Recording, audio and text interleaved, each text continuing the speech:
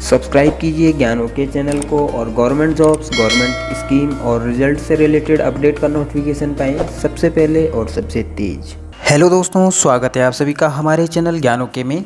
तो दोस्तों, आज की इस वीडियो में मैं आपको बताऊंगा यूपी शादी अनुदान योजना के लिए आप कैसे आवेदन करेंगे। इस योजना के अंतर्गत 51,000 रुपये का अनुदान जो है आपको दिया जाता है। अगर आप अपनी बेटी की शादी करवा रहे हैं और इस योजना के लिए आवेदन करेंगे तो आपको 51,000 रुपये का अनुदान सरकार की तरफ से दिया जाएगा। इस योजना के लिए कौन आवेदन कर सकता है, क्या क्या डॉक्यूमेंट लगेंगे, फॉर्म कैसे भरना है, इस वीडियो में मैं आपको बताने वाला हूं। तो दोस्तों, जो फॉर्म है उसे हम लाइव भर के आपको बताएंगे और आगे की जो प्रक्रिया है वो करके बताएंगे। तो दोस्तों, सबसे पहले इस योजना के लिए जो पात्रता है वो आपको बता देते हैं। उत्तर प्रदेश का जो लाभार्थी शादी अनुदान योजना के लिए आवेदन कर रहा है या इस योजना के तहत वित्तीय सहायता प्राप्त करना चाहते हैं, उनके परिवार के वार्षिक आय गरीबी की सीमा रेखा के अंतर्गत होनी चाहिए। जैसे ग्रामीण क्षेत्र के लोगों के लिए वार्षिक आय जो है इस योजना के तहत 46,080 रुपये होनी चाहिए और शहरी क्षेत्र के लोगों की वार्षिक आय 56,460 रुपये से अधिक नहीं होनी चाहिए।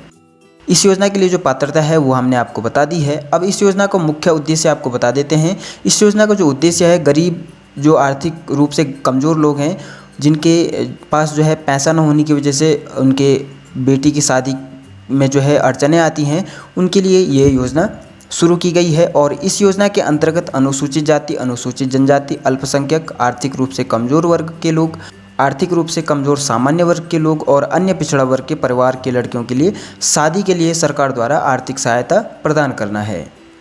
तो दोस्तों, इस योजना में आवेदन करने के लिए आपको क्या क्या डॉक्यूमेंट्स चाहिए होंगे, दस्तावेज़ क्या क्या चाहिए होंगे। तो दोस्तों, आधार कार्ड, जाति प्रमाण पत्र, आय प्रमाण पत्र, आवेदक का पहचान पत्र, बैंक खाता नंबर, मोबाइल नंबर, आवेदक का शादी का प्रमाण पत्र और पासपोर्ट साइज फ़ोटो आपको इस योजना में आवेदन करने के लिए चाहिए होगा।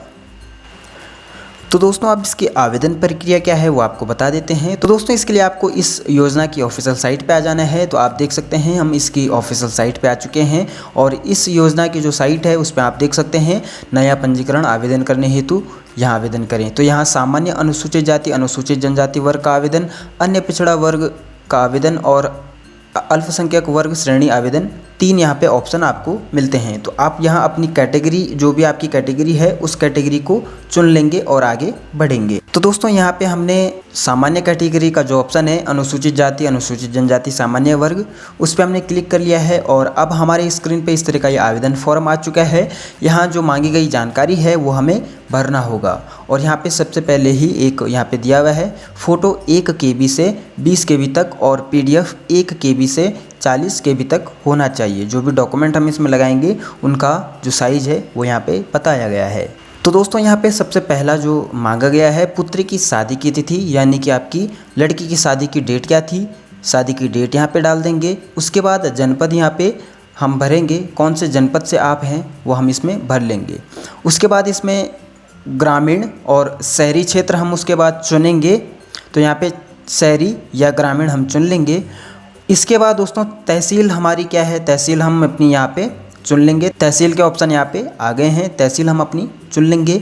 उसके बाद विकास खंड का ऑप्शन यहाँ पे आया है, विकास खंड यहाँ हमने क्लिक कर लेना है। उसके बाद हम अपनी ग्राम पंचायत यहाँ से चुन लेंगे, ग्राम पंचायत का नाम यहाँ पे आ चुका है। इसके बाद दोस्तों, ग्राम पंचायत जब हम चुन लेते हैं तो यहाँ पे ग्राम का नाम आ जाता है, अपने गाँव का नाम यहाँ पे हम चुन लेंगे। अब दोस्तों, यहाँ पे हमें पूर्ण अस्थायी पता अपना डालना है, अपना एड्रेस हमें भर लेना है। पूरा पता भरने के बाद हमें यहाँ पे अपना पिन कोड भी दे देना है। पिन कोड भरने के बाद दोस्तों, हमें आवेदक का फ़ोटो अपलोड करें। यहाँ पे एक ऑप्शन आता है, तो जो आवेदक है उसका फ़ोटो अपलोड करना है, यानी कि जो आवेदक यानी कि जिसकी शादी हुई है उसका पिता। तो दोस्तों, अपलोड करने के लिए हम यहाँ पे ब्राउज़ के ऑप्शन पे क्लिक करेंगे और हमारा जो लैपटॉप है या फ़ोन है उससे हम फ़ोटो सेलेक्ट करके उसे ओपन कर लेंगे। तो यहाँ वो फ़ोटो अपलोड हो जाएगा। इसी तरह यहाँ पे पुत्री का फ़ोटो अपलोड करने का ऑप्शन आता है। इसी तरीके से यहाँ पे भी ब्राउज़र पे क्लिक करके, यहाँ पे भी ब्राउज़ पे क्लिक करके हम फ़ोटो अपलोड कर लेंगे। अब दोस्तों, यहाँ पे आवेदक का नाम हम भरेंगे, यानी कि ये फॉर्म कौन भर रहा है। तो यहाँ पे आवेदक का नाम भर लेंगे। उसके बाद पुत्री का नाम भर देंगे।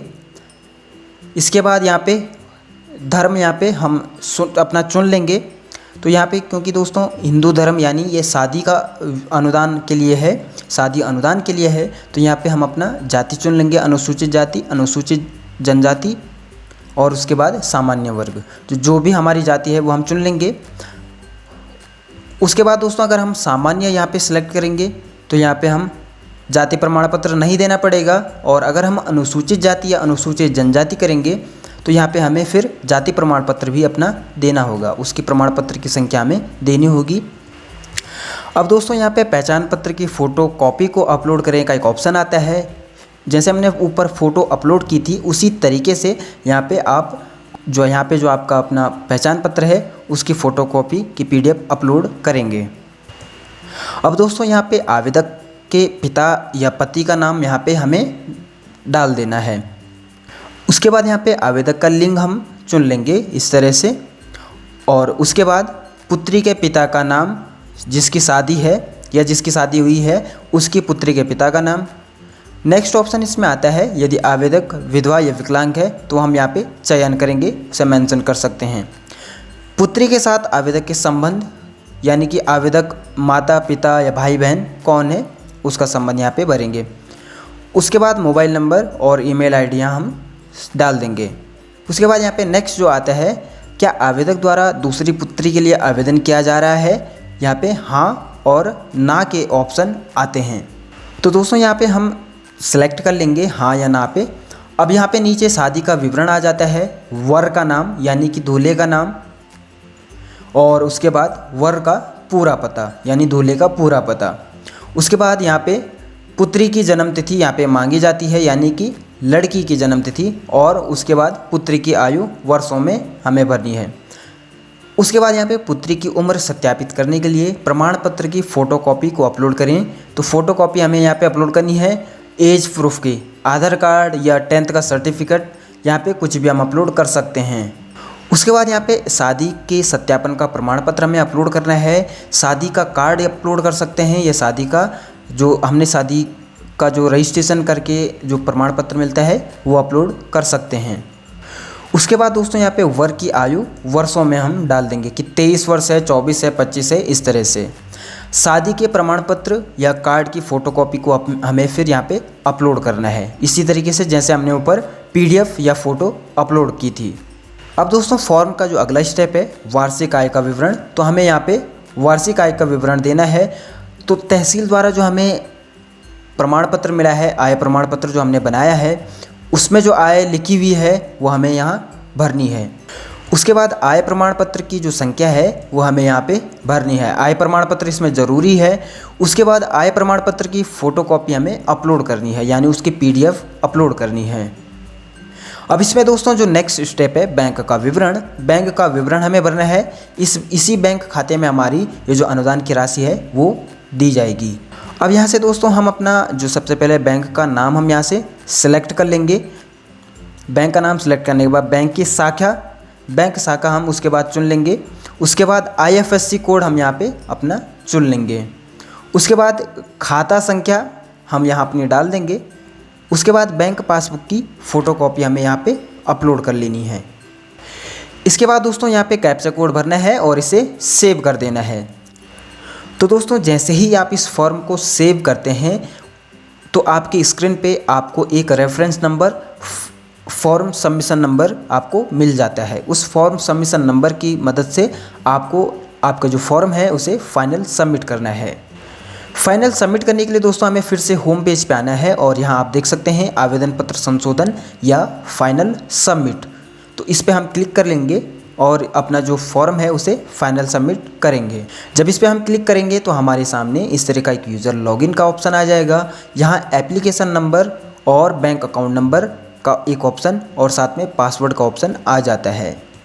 तो दोस्तों यहाँ पे हमें जब हम इस यूज़र लॉगिन पे आते हैं एप्लीकेशन फाइनल सबमिट करने के लिए, तो यहाँ हमें application number, bank account number और पासवर्ड की आवश्यकता होती है। लेकिन दोस्तों हमारे पास पासवर्ड नहीं है, तो यहाँ पे जनरेट पासवर्ड का एक ऑप्शन आता है। यहाँ आप जनरेट पासवर्ड पे क्लिक करेंगे और उसके बाद आपसे जो जानकारी मांगी जाएगी वो आप भरेंगे, तो आपके पास जो आपका पासवर्ड है वो बनाने को आपको मिल जाएगा। उसके बाद हम इसमें एप्लीकेशन नंबर और बैंक अकाउंट नंबर और पासवर्ड की मदद से इसे लॉगिन करेंगे और लॉगिन करने के बाद हमारा जो एप्लीकेशन है वो हमें फाइनल सबमिट कर लेना है। अब दोस्तों जब आप फाइनल सबमिट इसे कर लेते हैं तो फाइनल सबमिट करने के बाद आपको अपने आवेदन पत्र की एक कॉपी जो है डाउनलोड कर लेनी है और उस कॉपी को आपको जो आपने उसमें सारी जो डॉक्यूमेंट्स लगाए हैं उनकी एक एक फ़ोटो कॉपी के साथ 30 दिन के भीतर जिला समाज कल्याण अधिकारी कार्यालय में जमा करनी है और वहां से आपको रसीद ले लेनी है। तो दोस्तों आपको ध्यान रखना है कि आप 30 दिन के अंदर इस फॉर्म को जो है जिला समाज कल्याण ऑफिस में जमा कर दें और उसके बाद दोस्तों अगर आपका आवेदन स्वीकार होता है तो आपका जो बैंक खाता नंबर आपने दिया है उसमें आपकी जो है अनुदान की राशि भेज दी जाएगी। तो दोस्तों इस तरह से आप यूपी शादी अनुदान योजना का जो अनुदान है वो ले सकते हैं, उसके लिए आवेदन कर सकते हैं। तो दोस्तों ये वीडियो आपको कैसा लगा हमें कमेंट करके ज़रूर बताएगा और इस तरह की जानकारी पाने के लिए दोस्तों आप हमारे साथ बने रहें। हमारे चैनल को लाइक शेयर और सब्सक्राइब करें और बेल आइकन को दबाना बिल्कुल ना भूलिएगा। और दोस्तों अगर आपका यूपी शादी अनुदान योजना से संबंधित कोई प्रश्न है तो आप कमेंट बॉक्स में लिख सकते हैं, आपकी पूरी सहायता की जाएगी। तो दोस्तों मिलते हैं फिर इसी तरह की एक और नई जानकारी के साथ, तब तक के लिए धन्यवाद।